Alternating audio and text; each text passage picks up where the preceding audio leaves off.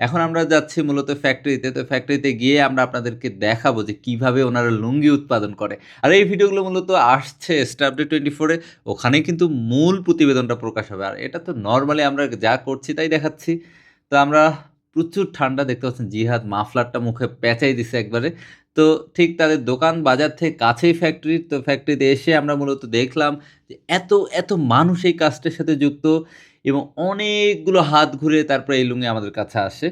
তো আমরা দেখছিলাম যে আসলে এই লুঙ্গিটা তৈরি হয় কিভাবে? ঘুরে দেখলাম যে আগুন দিয়ে কি যে করছে আমি তো আসলে জানি না। কিন্তু বলছে যে, "না লুঙ্গি সঠিক প্রক্রিয়ায় আপনাদের হাতে পৌঁছানোর আগে অনেকগুলো ধাপ রয়েছে।